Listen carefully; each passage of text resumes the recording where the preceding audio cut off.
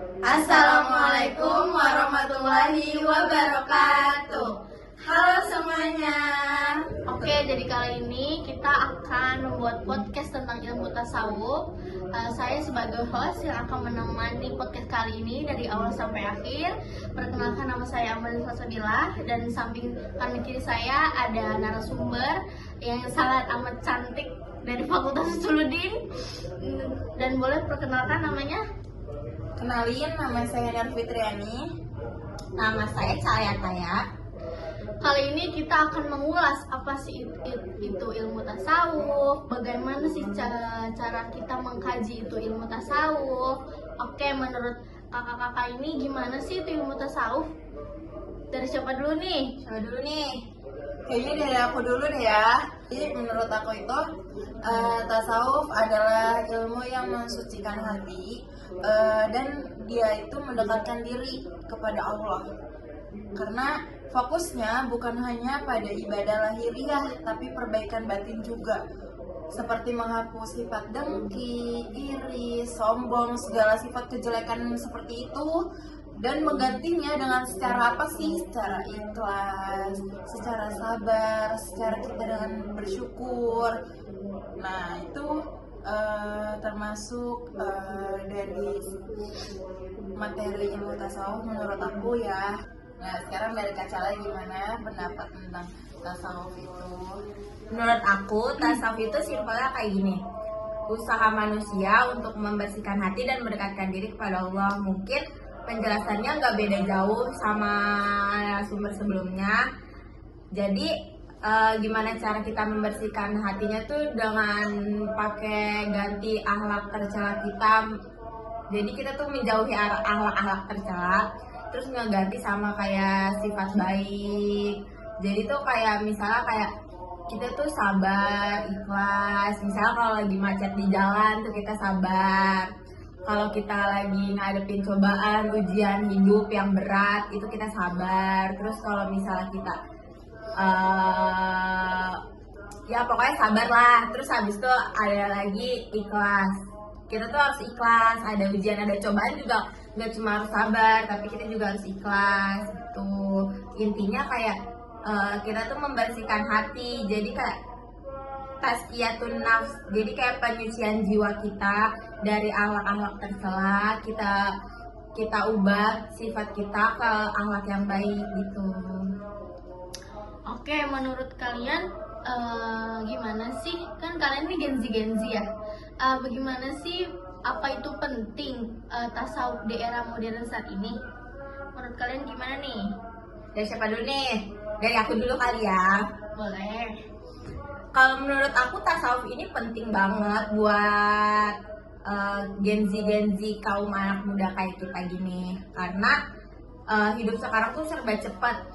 Banyak orang ngerasa kayak gelisah, terus kayak iri dengan membanding-bandingkan pencapaian kita sama pencapaian orang lain tuh kayak gimana. Banyak overthinkingnya, banyak takut gagalnya.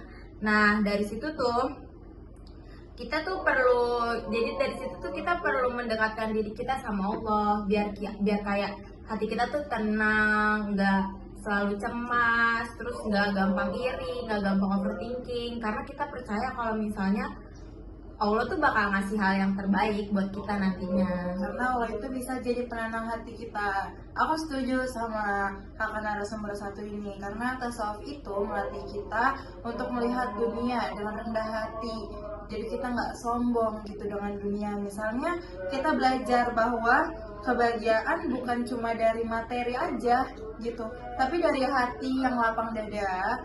Terus itu sesuai dengan ajaran tokoh-tokoh Sufi seperti Imam Al-Ghazali yang menekankan pentingnya hati yang bersih sebagai fondasi ibadah kita. Oke, baik nih, gitu ya guys. Jadi para Gen Z semuanya, terutama seumuran kita, buat cara menerapkan ilmu tasawuf dan pentingnya ilmu tasawuf tuh kayak gini. Dan selanjutnya bagaimana sih kita menerapkan ilmu tasawuf pada zaman era modern ini menurut kalian berdua? Menerapkan di kehidupan sehari-hari. Gimana Kak? Kalau menurut aku ya, kita mencari dari hal yang sederhana dulu. Sederhana tuh seperti apa sih? Kayak kita banyakin zikir, walaupun pendek aja, tapi kalian harus istiqomah gitu.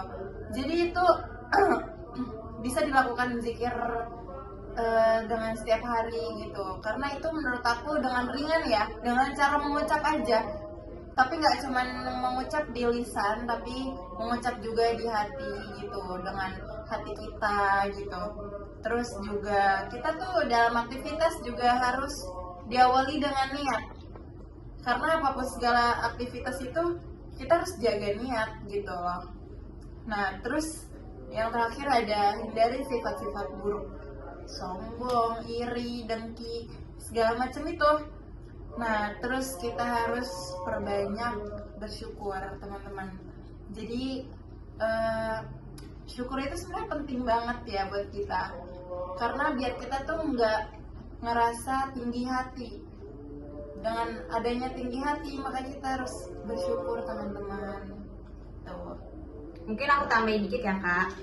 Tasawuf itu kalau misalnya kita praktiknya dalam kehidupan sehari-hari itu mungkin banyak banget ya guys, banyak banget. Benar-benar. Yang tadi disebutin juga ada, tapi tanpa kita sadari pun dalam kehidupan sehari-hari tuh tasawuf tuh kita kayak praktikin setiap hari gitu. Terus juga kayak tasawuf tuh kayak contohnya juga kita tuh nahan diri kita nih. Biasanya kalau cewek-cewek tuh banyak ngegibah, banyak ngegosip ya kan, pasti relate banget. Terus kayak kita tuh ya nahan diri lah dari ngegosip, ngomongin keburukan orang lain, karena udah jelas hal itu tuh hal yang tercela, hal yang tidak baik, udah pasti Allah juga nggak suka. Terus juga kayak kita tuh belajar, misalnya kayak ada orang yang habis bikin kita kesel, bikin kita kayak pokoknya kayak kesel banget deh, bikin kita marah gitu, Kita bad mood gitu Bikin ya, kita merusak bad mood. mood kita gitu. Iya itu. Nah itu tuh kita tuh belajar memaafkan. Jadi kita belajar kayak ikhlas, belajar memaafkan. Iya walaupun tahu mungkin berat, mungkin punya rasa dendam tersendiri, tapi ya mau gimana kan, dendam juga nggak baik kan. Nah makanya kita harus kayak belajar memaafkan, kayak belajar ikhlas dari hal-hal yang kayak gitu. Jadi ya intinya belajar ikhlas, belajar memaafkan, karena dendam itu nggak baik ya guys.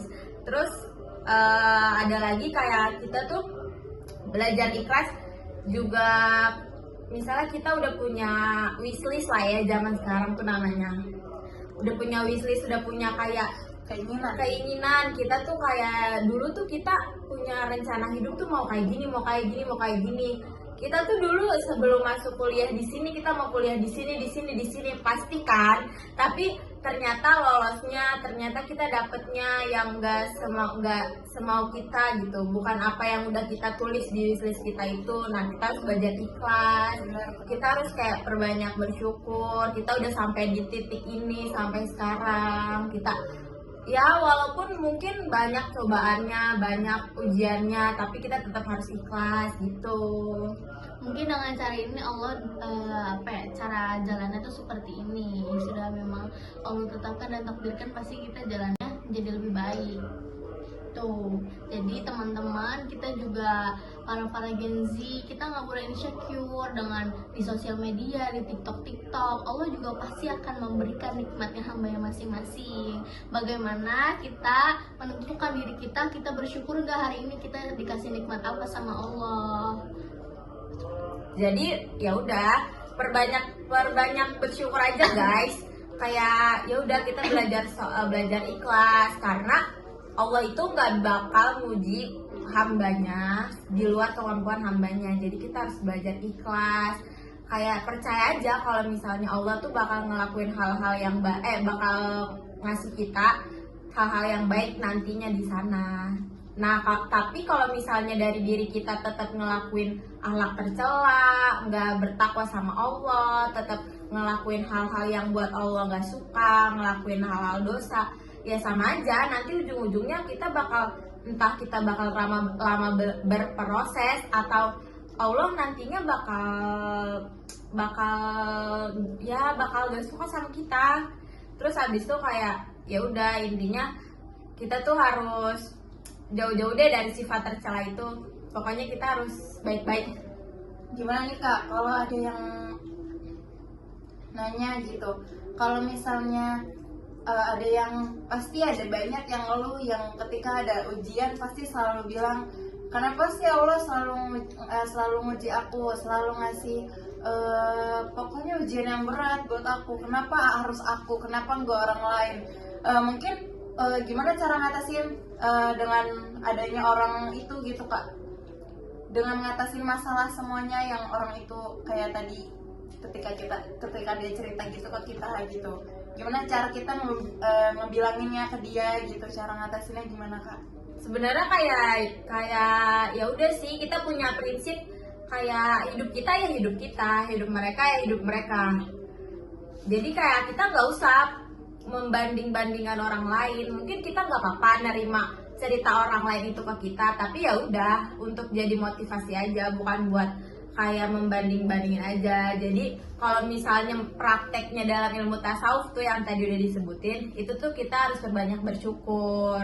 Jadi kayak iya, mungkin mereka cerita ke kita tuh hal yang baik, hal yang buat kita iri, tapi kita nggak tahu apa yang nggak mereka ceritain ke kita, apa yang nggak kita rasain, tapi dirasain sama mereka gitu. Jadi kita harus ya banyak-banyak bersyukur aja sih. Jadi jangan gampang iri sama ya cita-cita orang lain. Teman-teman kalau dapat masalah gitu ya, datang terus bertubi-tubi gitu, nggak apa-apa teman-teman ngeluh sesekali gitu, tapi teman-teman harus jangan nyerah, karena teman-teman selalu ada di jalannya Allah, pasti Allah selalu bantu hambanya dengan apapun itu gitu loh ya. Jadi teman-teman jangan nyerah. Kalau ketika banyak masalah terus kalian harus zikirin aja, kalian harus banyak sabar, banyak ikhlas, banyak bersyukur gitu. Ujian cuma satu, kalau misalnya kita dikasih ujian dan cobaan sama Allah, tetap beribadah, mohon ampun sama Allah dan berdoa kepada Allah Subhanahu wa taala. Apapun itu jalannya. Bener ya Kakak Mas ya? Betul. Betul guys, jadi jangan baik-baik insecure, jangan baik-baik overthinking, karena gak baik. Jangan baik-baik iri, jangan dengki. Jadi di tasawuf ini kan ada banyak nih materi-materi, ada banyak tingkatan-tingkatan, yaitu termasuk makomat dan akhwal. Aku mau nanya nih kepada narasumber kita, kanan kiri saya, apa sih itu makomat dan akhwal? Bagaimana sih itu cara menerapkannya? Nah, kalau makomat itu seperti tangga atau tahapan kedudukan rohani yang dicapai seseorang melalui usaha keras seperti ibadah, mujahadah, dan pengendalian diri.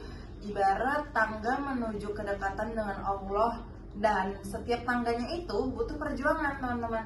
Jadi ketika kalian naik tangga, kalian tuh harus butuh perjuangan untuk mendekatkan diri kepada Allah dengan sampai puncaknya itu. Nah, makomat itu ada tahapannya juga, seperti ada tobat, zuhud, terus ada sabar, tawakal, dan juga ridho. Jadi tobat itu dengan kita membersihkan diri dari dosa, mengampunkan dosa-dosa kita kepada Allah gitu kan. Nah, dengan zuhud itu apaan sih? Zuhud itu tidak diperbudak oleh dunia, teman-teman. Terus ada sabar, yaitu menahan diri dalam ujian, seperti tadi narasumber kedua kita telah menyampaikan sabar itu seperti dalam hal apa gitu kan. Terus ada tawakal. Tawakal itu adalah menyerah urusan kepada Allah. Ketika kita ada ujian sekolah gitu, terus kita udah belajar semampu kita, besoknya kita deg-degan nih, tapi kita harus tawakal sama Allah, serahin semua kepada Allah, karena kita udah seberusaha itu, seberjuang itu dengan belajar gitu. Kita selain aja, semoga Allah memberikan nilai yang terbaik buat kita gitu teman-teman. Terus ada ridho, yaitu menerima ketentuan Allah dengan lapang. Jadi dengan apa yang Allah tetapkan, dengan Allah yang contoh Allah udah ngasih takdir ke kita, jadi kita harus ridho menjalaninya, karena itu udah dengan ketetapan Allah, sudah jadi takdir Allah gitu teman-teman. Nah, kalau awal nih ya bedanya, semisal ibarat tuh kayak gini, makomat nih udah tercapai sama usaha kita. Kita tuh udah mencapai dari tadi apakah sabar, tawakal, zuhud, ridho. Kita udah ngelakuin itu semua. Nah, di situ kita nyampe ke ahwal. Jadi ibaratkan tuh ahwal tuh setelah makomat. Jadi awal itu gimana kondisi kejiwaan seseorang. Orang yang awal itu pasti selalu merasa diawasi. Kalau semisal emang dia semisal dia ngelakuin akhlak-akhlak tercela, dia pasti takut, dia pasti ngerasa kayak takut, soalnya Allah tuh selalu ngawasin, Allah tuh nggak tidur, Allah tuh selalu ngawasin hamba-hambanya. Orang yang ahwal juga memiliki rasa takut sama Allah. Jadi mereka tuh yang berawal itu punya rasa takut, yang benar-benar takut sama Allah. Terus habis itu orang yang berawal juga memiliki rasa pengharapan. Nah, yang dimaksud rasa pengharapannya ini, rasa pengharapan bagaimana mereka tuh bisa ketemu sama Allah sama Rasulnya. Mereka nggak mikirin gimana surga dan neraka, gimana enaknya di surga, gimana gak enaknya di neraka, gimana disiksanya di neraka. Mereka tuh nggak mikirin, mereka tuh cuma mikirin kayak gimana bisa bertemu sama Nabi sama Rasulnya gitu. Udah nih Kak, berarti dari pendapat kalian. Oke, berarti teman-teman, makomah dan ahwal itu bagaimana cara kita mendekatkan diri kepada Allah, itu ada tahapan-tahapannya teman-teman.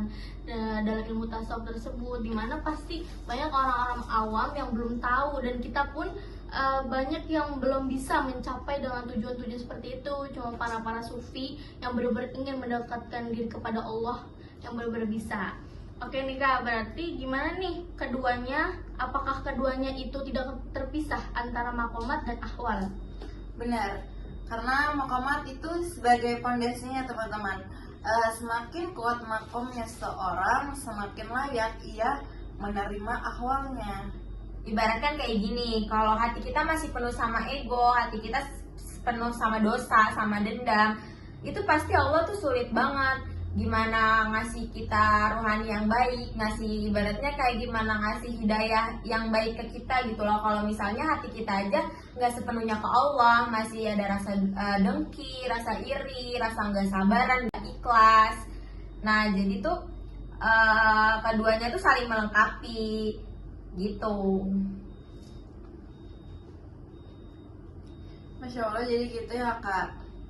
Jadi jalan mendekatkan kepada Allah itu benar-benar terstruktur dan penuh hikmah juga teman-teman.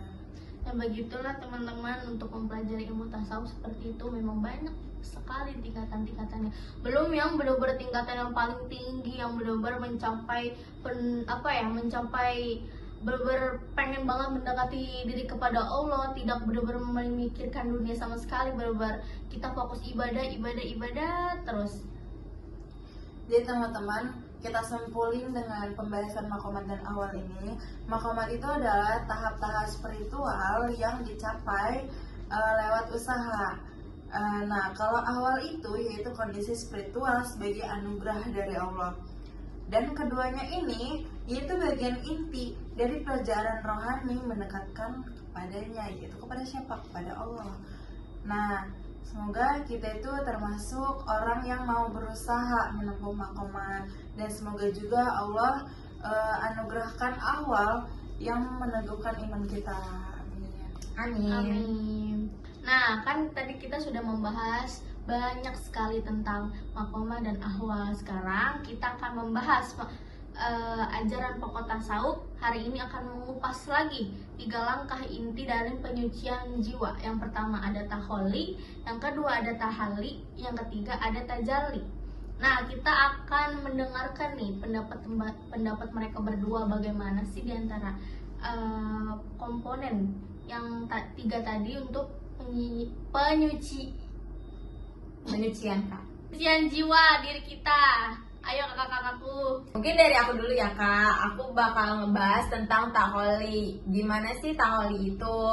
Nah, jadi taholli itu artinya membersihkan hati dari sifat-sifat buruk. Sebenarnya kalau misalnya kita ngebahas seputar ilmu tasawuf tuh nggak jauh-jauh dari situ aja ya kak. Iya, benar. Intinya tuh kayak ya udah kita tuh membersihkan hati kita dari sifat-sifat yang tercela, dari sifat-sifat yang Allah nggak suka. Nah terus kayak contohnya tuh kayak ria, sombong, dengki, dendam, atau kayak kita tuh terlalu zuhud, kita tuh terlalu cinta sama dunia kita, terlalu kayak intinya tuh kayak terlalu fanatik lah sama dunia. Nah ibaratkan tuh kayak gini, ibaratkan kalau misalnya hati kita tuh mau dihias, hati kita bagus. Nah dengan kebaikan gitu hati kita mau dihias, maka hati kita juga harus dibersihkan dulu nih dari kotoran-kotorannya. Ibarat gelas yang baru habis dipakai. Kalau misalnya emang mau kita pakai lagi kan harus kita cuci dulu ya, harus kita bersihin dulu kotoran-kotorannya, baru nanti kita bisa pakai lagi gitu. Berarti ini tahap untuk detox hati gitu ya teman-teman, membersihkan racun batin yang menghalangi kedekatan kepada Allah karena dari sifat terburuk itu. Nah terus kali ini saya akan membahas tentang tahali. Mungkin dari kakak narasumber tadi udah taholi, sekarang saya akan membahas tentang tahali ya. Jadi tahali itu apa sih? Yaitu menghias hati dengan akhlak yang mulia.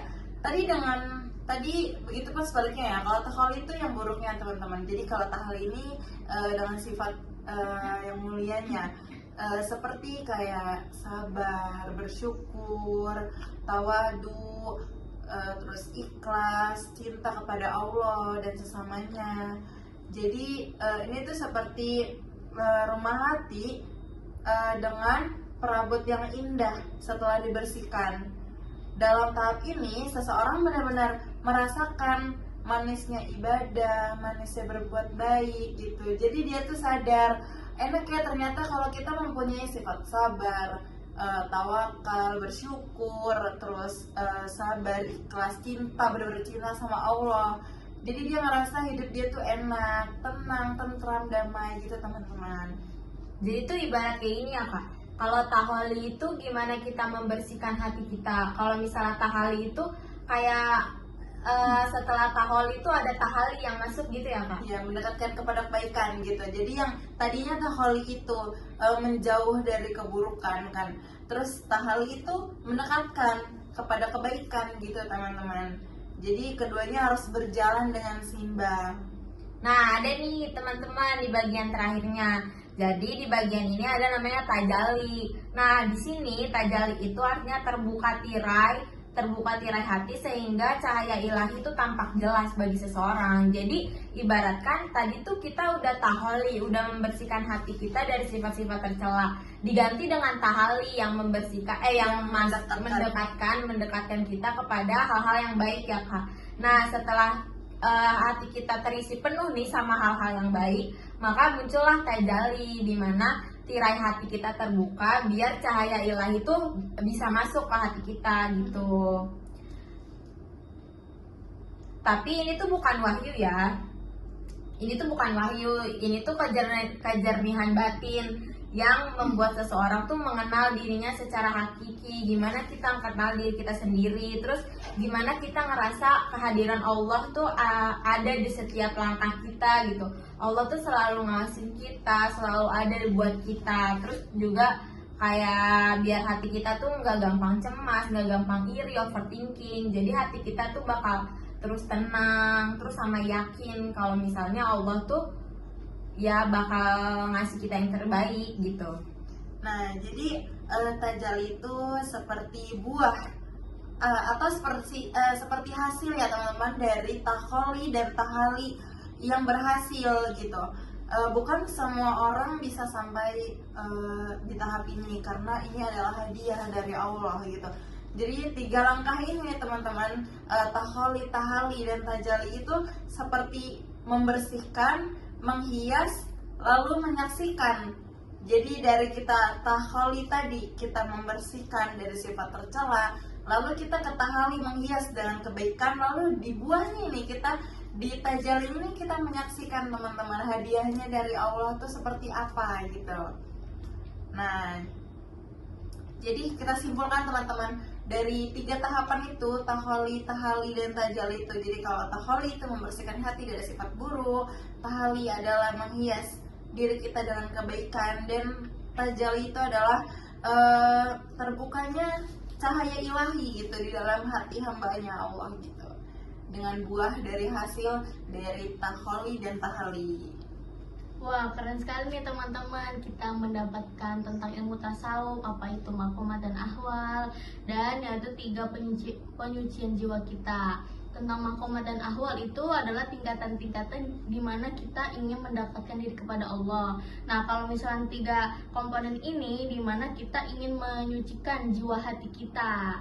Seperti itu teman-teman. Banyak nih ilmu baru kita yang kita dapati sekarang. Hebat sekali sih kakak-kakak ini.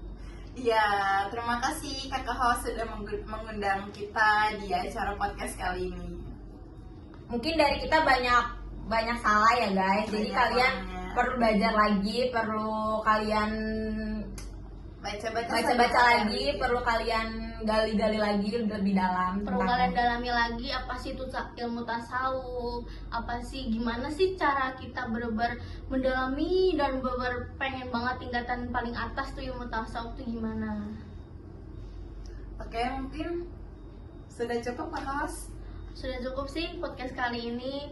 Masya Allah ya, semoga kita mendapatkan ilmu yang bermanfaat dari podcast Amin. ini. Semoga kakak-kakak ini terus bisa membagi ilmu dengan para teman-teman yang di luar sana. Cukup sekian podcast kita kali ini. Kurang lebihnya mohon maaf. Wassalamualaikum warahmatullahi wabarakatuh.